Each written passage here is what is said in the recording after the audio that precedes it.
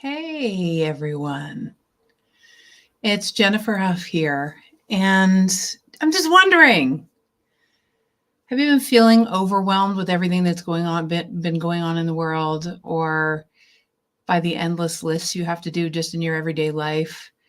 Have you found yourself kind of confronted with distractions and pressures to perform either from outside of you or from inside of you? I wonder which one is more. Sometimes you struggle with that sense of, I can't get clarity, I can't stay focused. And are you searching sometimes for a way to experience flow and ease in your life? I'd love to hear the answers to all of those things. If you want to put them in all of those questions, if you want to put them into the comments, always love to hear from you. And in fact, I encourage you to have this interaction today be completely, you know, us chatting together instead of a monologue, because there's a lot going on in the world right now, and for sure I'm feeling it too. There's no question. A little background on me when it comes to finding clarity, gaining focus, making sure that I'm getting creative ideas to have my life work properly. I definitely wasn't someone who lived that way. I used to be someone who very much tried to protect myself, tried to stay in control of my life, tried to manage all the little variables so that something dangerous wouldn't happen to me. And it was based on my past, and I had had a lot of operations on myself. I had had a pretty intense upbringing of perfectionism, all sorts of things happened. And so what would happen is I would literally, and I noticed there are still little tiny smidges of this, remnants of this in my practice every day, in my going about my business every day. But there's this thing where I would, I made a choice that if my life was going to work, it was up to me. I had to do it all myself because nobody else understood me, that I was on my own, that no one was ever going to understand me, that, maybe I'm not even understandable, you know? And so what happened was I became a little bit of a lone wolf. And that's one of the variables that actually causes us to not get clarity because of a few factors that we'll talk about in a minute. And then the other thing that I noticed that I did in my life is that because I got very sick a few times. I almost died 5 times in my life now. And a few of them were because of illness. One of them was because of meningitis. And when you suffer any kind of trauma, any kind of near-death trauma, any kind of scary to your soul trauma, even emotional trauma, what happens is your amygdala gets involved, the base of your brain gets involved. And so for me, the base of my brain got involved, my fear center got involved. And what started to drive the bus is preventing bad things from happening. So my life got guided by preventing bad things from happening rather than expanding into creativity and, really being dreamt by the dream that's trying to dream me and being a creative being. So all of these things are factors in being able to get clarity, because as soon as you go into fear, as soon as you live into trying to control your life, and I noticed this certainly for myself, what happens is the results you get are extremely linear. And the only reference point you have, of course, is your history, what you've seen on TV, what you've seen from your parents. And that all gets stored in your brain, and your reference point becomes your historical brain, rather than starting to get clarity that has you move forward in this beautiful spiral of expansion and possibility. So feeling in control generally comes from the idea that what's driving the bus is your history, and you're trying to prevent the past, which is survival by definition. What we're talking about here today is actually thriving. It's transcendent of survival. It means you're going to get nonlinear ideas, be able to be creative, and actually have some gorgeous, transcendent moments where what you didn't even know that you wanted starts to be able to come to you as a regular way of being. I hope you guys are interested in that, because otherwise you're in the wrong place, my friend. So, all right, you guys, I just want to be able to see your questions. So I'm going to put my glasses on here. So the topic today is to receive, freedom to receive, because most people aren't in receiving mode most of their day. Most people, instead of being in receiving mode, are actually in doing mode. They're in causing mode because, again, they're afraid things are going to get out of control, something bad's going to happen, etc., etc. So where do we even start? So the common challenges for most people are things like always feeling pulled in multiple directions, or having a difficulty maintaining focus and clarity because there's chaos or disorganization, or there are people pulling on you. That's the perception. The third thing is there's a struggle to find a certain kind of, I don't like to use the word balance. There's a struggle to find a sense of flow, right? Now, why do all these things matter when it comes to receiving clarity, receiving good ideas, receiving ideas that move the needle forward, allowing you to not struggle and fight against life? Well, all of these things are important because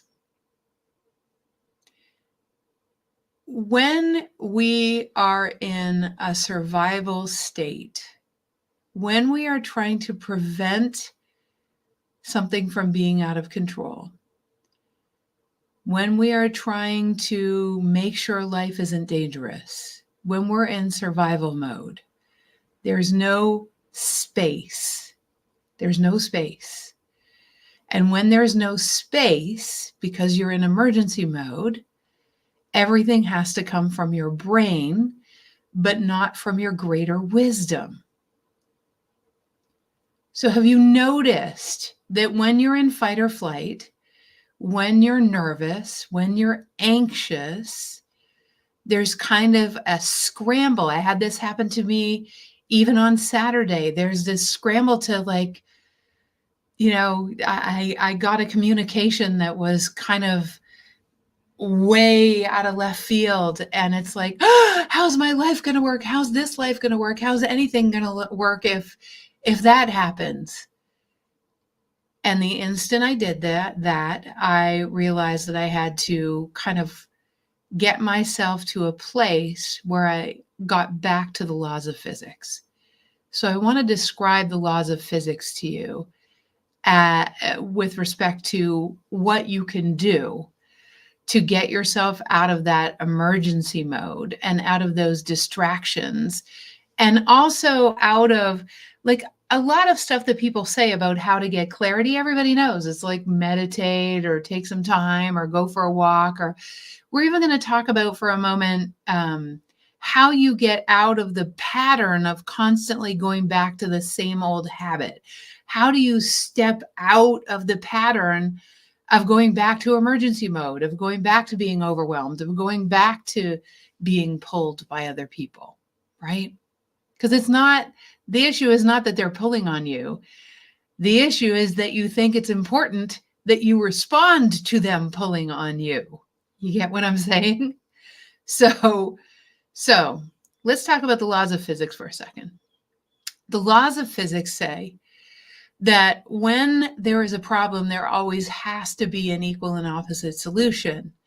In order for the universe to stay in balance, the contrast that's happening in the world causes, in your life, in your day, causes solutions to be birthed in the 99.139% of you that isn't physical. And yes, that's how much of you isn't physical. You are 0.00001% 3D. So imagine that thoughts and emotions and contrast and problems cause you to instantaneously request for solutions without even your conscious brain needing to be intentional about that. That's why I'm not that heavy on intentions. Consciousness and 99.39% of you already knows that you want to be in fluidity, already knows that your path forward is most meaningful and fulfilling when you're following your purpose. That's a known entity. So the answers that come forth in consciousness in that 99.39% of you that are in response to the automatic asking that you have, it's not that they don't exist. It's not that the clarity doesn't exist. The resources of the entire universe, the resources of all that is, the resources of all of consciousness are already providing answers. You know that because nobody knows how an acorn becomes an oak tree. And honestly, not even the best doctor knows why we're even alive, what causes aliveness. Those answers lie in that metaphysical space that lies between the atoms, right? So how do you catch up with those answers? Well, as long as you're looking for your answers from your three-dimensional brain that has a three-dimensional history.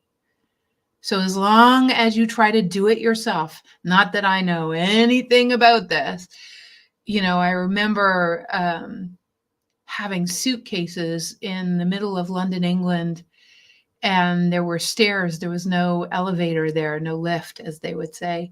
And I had these 2 bags, and a couple of people offered to help me with my bags down the stairs. And what was funny was I literally, this is how lone wolfy I was. I said, no, I can get it. Can you believe that? And they were heavy. And I did it. I got to the bottom of the stairs and I'm like, what am I doing? Why am I doing this by myself? But the thing is, that 99.39% of you has more resources than those people that I should have said yes to back then, right? To help me. The help that you have, that all of us have, is so far beyond the 3D help. And we have 3D help. When you have lone wolf disease, not only do you try to reference your brain all the time and not actually reference solutions that transcend your linear mind, you literally won't even ask other people for help. Now, I'm way past that. I love asking other people for help. But in fact, that moment that I just shared is a moment where I decided I'm not doing that. I'm literally interested in nonlinear results. I'm interested in clarity.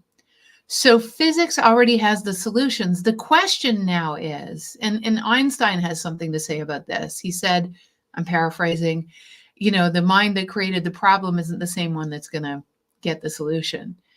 And I'm going to say it differently. Not that I'm here to one-up Einstein, but actually for me, using his very laws of physics that he was looking at, it would be more like the mood or the frequency or the vibe that you're in.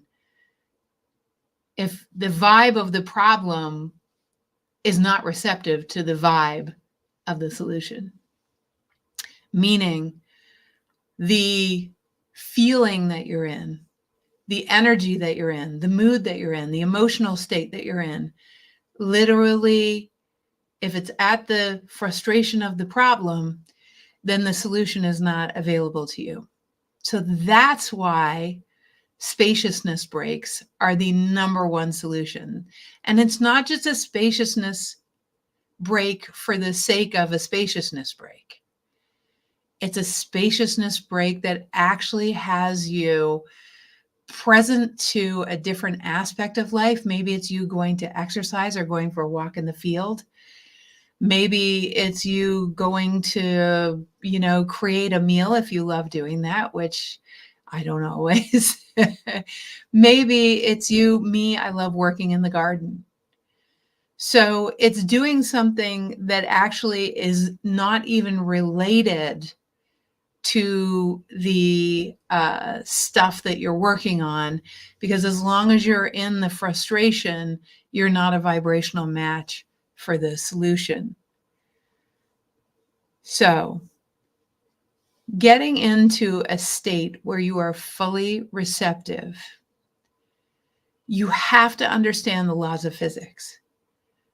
If the solutions are lying in wait in that 99.139% of you, you know you've had nonlinear solutions come.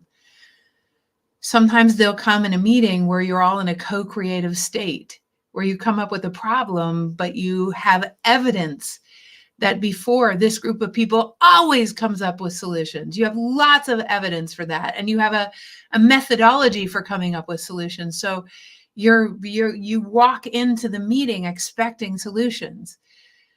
That creates the spaciousness and a vibe of being able to receive. And that's not something that you can convince yourself or you can talk yourself into it like, okay, I can receive. Okay, I can receive. Okay, I feel good. I feel good. No, you don't. You got to go and do something to short circuit, literally distract yourself from the lower frequency feeling. And if you're still feeling crappy about that idea for a full day or for a full week, there really is no, you're going to get a linear result that's the same old, that's probably going to cause the next level of struggle, as you've probably seen. So, what does it require? It requires shifting your vibe and actually making that a priority for your life. I know for a lot of people, that's not a thing, or it's a thing sometimes, or you have to be frustrated enough to make it a thing. But I also want to talk about why we all keep going back to getting frustrated when we know what there is to do. But I want to talk about some in the moment tools that you guys can use first. So first of all, we already talked about spaciousness breaks. Whenever I'm fit after this, I'm going to go for a spaciousness break. I'm going to go and meet with my girlfriend Aditi. She's a visionary leader and we have amazing conversations. I'm taking a spaciousness break. So what it does is it puts you into another realm. It puts you into another part of your brain. And it generally should be something, it could be simply for 2 minutes playing music you love, like set a playlist, playing music you love, and just friggin' dance, right? It could be just that. You just got to reset your energy. And if after the 2 minutes you're not in a different state and you don't feel possibility, then it's not time to go back to the problem that you're looking for clarity on. Okay, so go to some other creative project where you do feel like there's an opening. Second thing is, I love binaural beats. So when I need consistent clarity, I go onto YouTube, I research binaural beats, and I'll post I'll post a couple of binaural beats that I listen to into social media here. But binaural beats are extremely powerful for me. And if you don't know what they are, you can go and research them too. When I post the binaural beat links, I'll also post a little bit of information about what they are. And finally, as I was speaking about before, you need evidence. When you forget that you can actually find answers by catching up to a higher state, you need an evidence journal to kind of, when you forget that, when you get all frustrated and, bitchy and grumpy and all the things, all the 7 dwarfs, it is really helpful to have, I'm telling you, it's really helpful to have an evidence journal where you start to collect every night, everything that's happening, that when you got out of your own way. That's why I wrote the book, Unstuck, The Physics of Getting Out of Your Own Way. By the way, if you want to get that book, I would get the audio version of it. If you're an audio person, I put a few bonus things in there. Some people have gotten both, so they make the notes in the book and they listen to the book. So, all right. So evidence journal, evidence journal, evidence journal. But I want to talk about one thing before we leave today that's really important to me. Tools are wonderful. Once I started to understand the laws of physics, I wasn't just interested in tools, because we can all use tools. And as I just declared, and because you've seen it, you can go back on old habits, right? You can go back to the habit of, trying to justify your existence through hard work, or trying to control things, and disappearing from life because it all becomes so overwhelming. These are all old habits, old ways of being. You can become a person that you don't want to be. So what I want to talk about here is permanent cellular shifts. How do you permanently shift so you don't keep going backwards or you don't keep forgetting? And some people may say, well, all it takes is, I just have to put it in my calendar. And I'm like, no, because there are ways of being that you have, and there are paradigms within you that are protective mechanisms that came from a long time ago that are basically driving the bus of your life. Great example. Right now, we're making some changes in the company, and I realize that I don't know what I don't know. And I am defaulting back a little bit. I'm getting better all the time, of course, because I'm using what it is when taking the embodiment course that I teach. Every time I teach it, I'm literally taking it as well. And so as I become the person that's going into that new place, those old ways of being, I can't even find them anymore. I can't even do the old habits anymore. The old habits just disappear because using some technology from the laws of physics, we can actually transmute hundreds of old belief systems that are driving the bus of your life at a time, not just one or two. And so I started getting really curious about how do we actually embody ways of being shifts, not belief shifts. Belief shifts are one at a time, not interested in one at a time. I'm interested in how you live your life, entire paradigm shifts. Not interested in belief shifts. The beliefs will shift because you shift your paradigm. But what if you could shift an entire paradigm, or 5 or 7? And what if you started to get into receptive mode for clarity and focus all the time? You didn't even need binaural beats. You were your own binaural beats. So that's where I live. That's what we teach. And so upcoming, we're doing a free workshop actually on this very topic. The free workshop is called Thriving in Times of Great Change. I'm sure my lovely sweetie pie will put the link to Thriving in Great Change into the comments so that you can sign up for In Times of Great Change into the comments. Basically, we're going to be amplifying the very conversation we're having today. How do you become a master receiver? Like, not just, oh, look, I just received a great answer. It's a miracle. What if just miraculous clarity was your new normal? And that's especially in times of great change. In fact, I would take it a level different. What I know for sure is that we can flourish through times of great change. In fact, I find that our company is doing that. We are flourishing through times of great change, thanks to clarity and focus, the very things that we teach, and using those to be able to do that. But what if you could do that in your marriage? What if you could do that in your business? What if you could do that in your leadership? You could think about flourishing, not just surviving through times of great change. What if you could actually flourish through times of great change? So that is master receptivity. So I want to recap the takeaways from today. First of all, physics says that you need to be out of the way of the problem and create space to be able to receive space in your day, or literally you're living a 3-dimensional life. If you're a constant doing being, then there's no space for the miraculous to be received. Literally constantly doing is a 3D way of living your life, and you're a multi-D person. So you have to actually get into creativity or fun or play or dance or something that takes you out of the linear doingness, okay? It makes life work so much more fluidly and flowingly. To enhance your focus, make sure binaural beats, check them out. These are temporary things to do. My goal is to have you actually be your own binaural beats. Like literally, you're so understanding of the thriving operating system that it just becomes your new default way of being. That's what we teach in our embodiment workshop. The last thing is you need to create a system. So having an evidence journal, like I said before, we create our own evidence journals at the Wide Awakening, but an evidence journal that you can go back to, you just basically fill it up every night with the evidence of nonlinear results so that when you forget that getting out of your own way works, you have a place to go. And thank you, Natalie Ledwell, for that beautiful of Mind Movies, for that beautiful recommendation.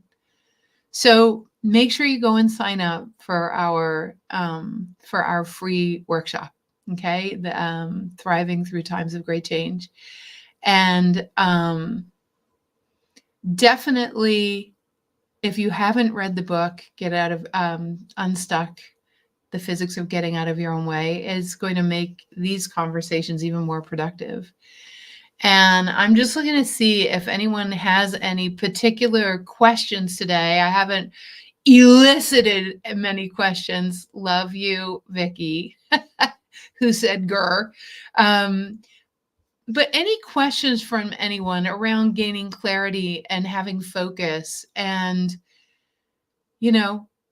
what is it truly?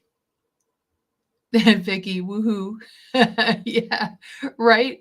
So, yeah. Do you think that grounding is important? So, different people have different definitions of grounding. So I would say that, what it reminds me of, Vicky? It reminds me of lightning. You know how there's always a lightning rod? So this amazing energy comes from the sky and literally goes right through you. So imagine that the cloud just had the static electricity, but there was nowhere for the actual, lightning to come down and hit. So you would never see lightning because the static electricity was just there and it had nowhere to be grounded to. So my answer to your question is this stuff of going out in your garden or this stuff of just dancing. All of this stuff for me has us get out of our head and it has us get into our body. And in our bodies, that we can be the receiver for that lightning, right? When we're in our bodies, it's like we're on earth and the conduit for that lightning to actually come through us. And I don't mean actual lightning, I mean ideas. And so it requires us not being busy in our minds, trying to figure things out. The only way that it would work is if we were in the same mode as consciousness, which is creative. So we can be in our mind, but only if we're in our creative mind. And that way we're also a lightning rod for the ideas as well. So Holly's saying, I feel changes after reading your book and after Rasha, but it bugs me. I can't put my finger on them. I know, isn't it funny? So part of our work, Holly, and I love that thank you for saying that. No one's ever said, I love that. Usually I say something like that. What's really great is that the changes, in order to make quantum leaps in your beingness, the kinds of changes that we facilitate are nonlinear changes, and they're changes that build bridges between your right expansive brain to your left brain. And so you can change hundreds of beliefs at a time by doing that. Now, imagine if you knew every one of those beliefs that changed. Imagine if you knew every one of those thoughts that changed. But life starts changing and you see that your life starts changing because magnetically you relate to life differently because you've got an entirely different paradigm. And It's really bad for marketing, Holly, because people's whole lives change, but they don't even know, they're not even sure what happened. But if you want to make transcendent shifts, you have to be willing to not know what happened. You have to be willing to just be appreciative of the shifts. It's kind of hard because I said human beings are very, very attached to their brain somehow knowing everything that happened, right? I'm safe if I do that. I'm in control if I do that.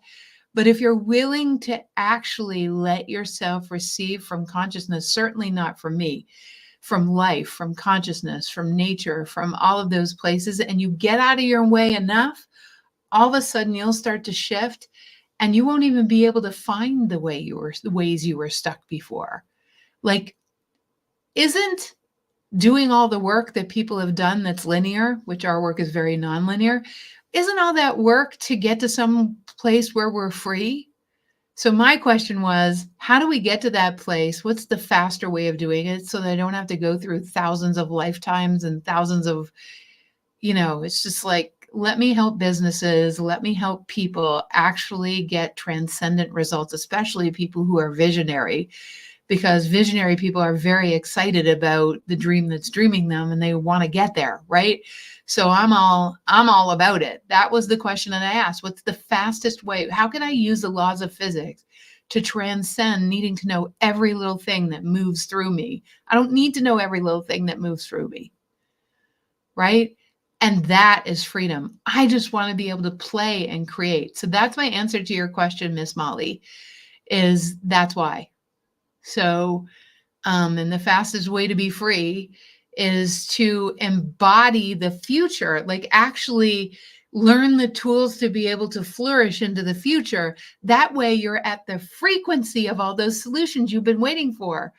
And it's so weird how people get like, oh, I just want to go back to the problems because it's familiar.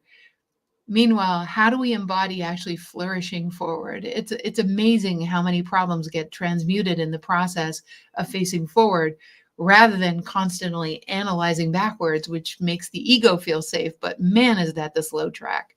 So I really appreciate you asking that question, girlfriend. So I think that's it for now, unless someone else has a question. I appreciate you, Vicky and Holly, for asking. And yeah, look forward to next time. Look forward to next Monday, everyone. And yeah, yippee yahoo. Oh, Jenny Dean is asking, how do you, I would say, stop reacting, I think is what you're asking. Got it. So how you stop reacting. So Jenny, what I've noticed, I had a little reaction on Saturday. I rarely react to things. But when something's really, really important to me or it has a great deal of meaning to me, that's a place where I can react, right? And what I would say to you is this. Instead of stopping reacting, instead of even trying to stop reacting, because if you're reacting to something, it's triggering something from the past, either this lifetime or another lifetime, whereby you have had some your existence challenged or your sense of safety challenged, and your amygdala has caused uh, those issues to be somatized, meaning um, basically placed into your cells and your biology. And so there's this visceral reaction when something like the past happens, and you'll just react and you won't even know why. And my answer to that is, as you come to higher frequency, as you actually embody, hence our free workshop, embody that operating system, you live at a higher frequency, so fewer things trigger you. So that's one thing. When you're consistently at a higher frequency, rarely do things trigger you. The second thing is, occasionally there are aspects in your life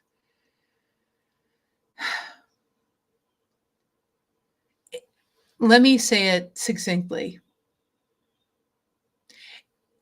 When we make safety and prevention of fear more important than lining up with the solutions, that's when you're going to get triggered. So when you make being in control more important than you're knowing that you can line up with the answers, you'll engage the triggers instead of the vibration that would get you to the answer. I hope that helps. And so, and hi there, Jill, Jillian Brooke. It's not Jill, it's Brooke. I haven't called you Jill in years. So you guys, you get what I'm saying? And in order to embody that way of being, you need to start to create evidence. You need to understand the thriving operating system, which has about 24 components. And once you embody that thriving operating system, which we'll talk about a little bit in the free workshop, what happens, Jenny, is that you can't even react to things. Like, it's not worth it. You just stop because your relationship to life changes. So it requires a shift in your relationship to life and your relationship to the triggers. And once you change that relationship, you just don't get triggered anymore. So yeah, so there you go. Thank you, guys. I'm going to get going now because I got to go and visit my friend. So, and take my spaciousness break. And I love you guys. I'm so appreciative that you're here. Really, just so appreciative. Make sure you sign up for the free workshop. You're welcome, Vicki. You're welcome, Katerina. So glad that you were here. Big hugs to everybody, and we'll see you next week, okay? Bye.